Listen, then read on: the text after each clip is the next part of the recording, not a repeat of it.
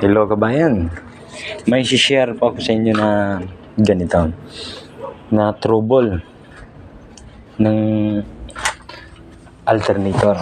Ito daw ay makina ng 4GH1 Isuzu, pero yung alternator nila ay kino-convert na nila ng hindi na yung original.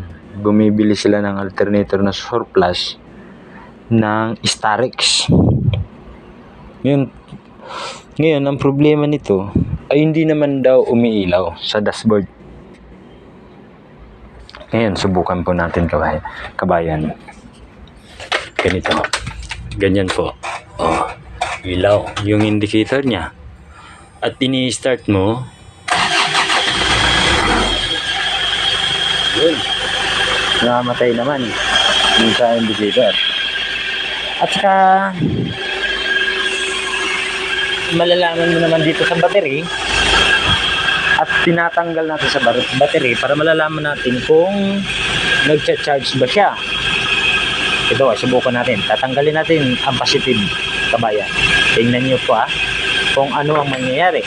Yun po ay hindi pa nga po nakakalas na yung pero namamatay na agad. So may problema yung alternator. Kaya kailangan natin baklasin yung alternator at i-check yung load. Minsan nangyari nitong ganito ay minsan yung diode, sira yung isang diode. Ganun, may na-trouble na ako na ganun.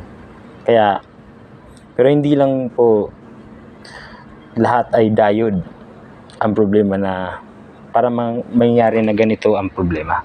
Kaya kabayan, ganito, tatanggalin ko yung alternator niya at babalikan ko kayo mamaya at titingnan, i-check natin at i-comment nyo na rin kabayan kung ikaw ay kung may alam din ito at nakaranas na ng ganito para malalaman din natin ng ating mga kabayan.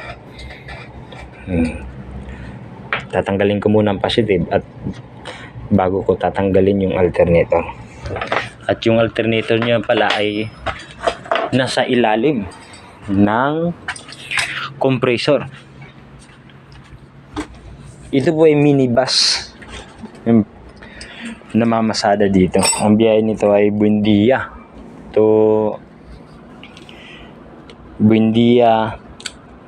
Pitex. Ito po sila Ito kabayan, tatanggalin ko muna itong compressor at bago ko matanggal yung alternator at nasa ilalim kasi yung alternator. Yun ito po yung compressor nya. Yung compressor nya ay kino-convert din nila sa ang dati nito ay Dinso 20C. Ngayon ay kino-convert din daw nila ng Sandin 510. So yan, babaklasin ko lang to at babalik ako mamaya pag natanggal ko na yung alternator.